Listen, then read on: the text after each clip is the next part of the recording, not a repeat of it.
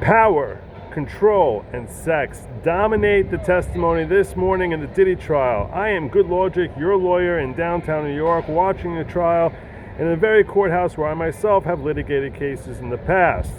Now this morning we started with the conclusion of the direct testimony and the cross-examination of Mr. David James, personal assistant to Diddy.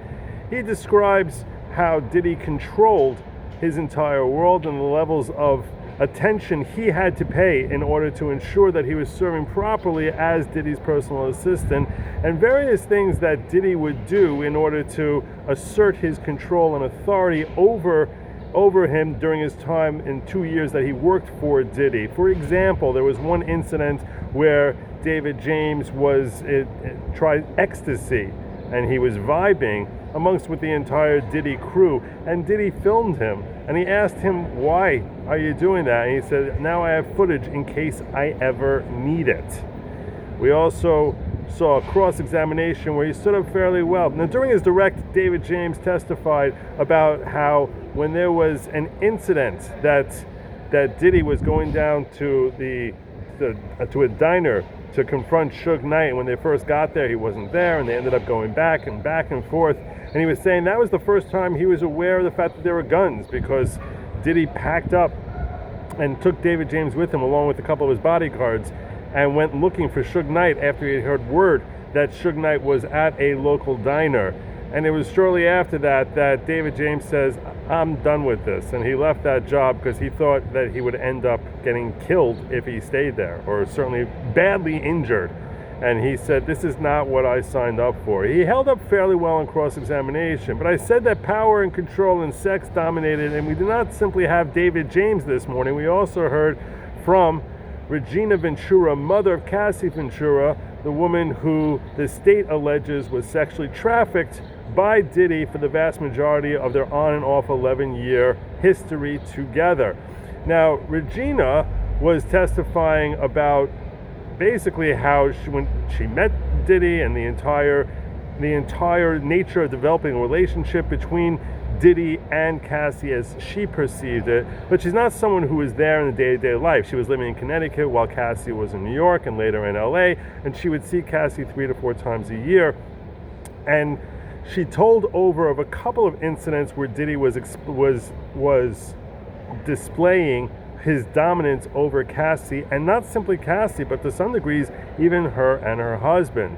In or around December of 2011, this is around the time that Diddy learned that Cassie was having a relationship with Scott Mescudi, and he had assaulted her, and according to her, that she'd been kicked in the back, and she sent an email to her mother, and as well as to Capricorn Clark, who was one of Diddy's assistants, labeled threats, and explaining to her mother and to Capricorn that Diddy, Sean Puffy Combs, is threatening that over the Christmas holiday, right on or before, he's going to be releasing a sexually explicit video of her and another one shortly thereafter. He also said that he has made threats against her to be physically violent to her, and said that it would not be by his own hands. In fact, he would likely be out of the country when such an event would happen.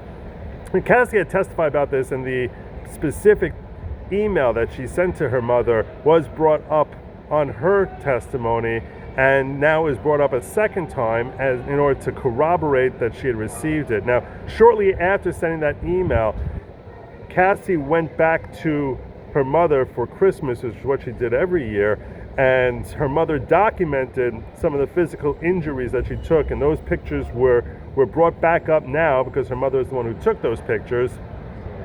And then she got notification, this is the mother, Regina, got notification from Diddy that Diddy was demanding of them $20,000 that he said that he had spent on Cassie, and he was expecting to be reimbursed for that money because she was cheating on him. And he was demanding that money and had his bookkeeper send wiring instructions. And they sent the money. And they were asked, why? Why did you send that money? And she said, we were scared. But why did you send it? Because he demanded it. That's what she's saying. Now, she said that Diddy returned the $20,000 4 or 5 days later without any further explanation. A few months later, in April of 2012, she went to Los Angeles to visit Cassie, and at that point, Cassie and Diddy were in a fight over the fact that Diddy had, for one reason or another, taken Cassie's phone away from her. Regina explains how she was outside the building and got into a big argument with Diddy, demanding that he give the phone back, and he was yelling and screaming. She was yelling and screaming at Diddy and trying to hit him. And eventually, he gave the phone back and ended up popping into Cassie's Jaguar and taking her car. He's like, basically, here's your phone back, now I'm taking her car.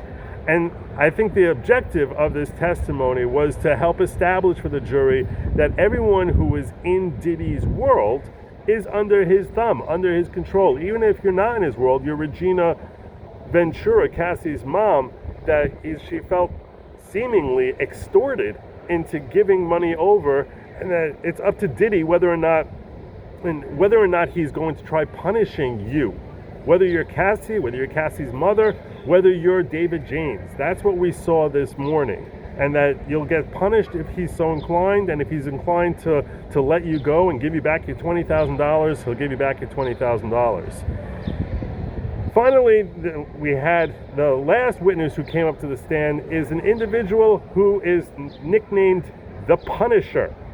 The Punisher is one of several individuals who Cassie referenced as persons who were regular participants in freak-offs. We barely got into his testimony so far. He explained that the nickname the Punisher comes innocently enough as a nickname that he earned on the basketball courts, and that he controlled a website called getpunished.com, where he was an exotic dancer and he would do parties for people. So far, what he's described is not actually any technically sexual encounters, more that he was called to do a birthday party for a woman, and he shows up at Trump Towers and directed to pour oil on himself and create what he calls a sexy scene for a wife and her husband. He described that the man came out and he was undressed, other than he was completely nude aside from wearing a veil, and directing Cassie, not that he was able to identify Cassie at that time,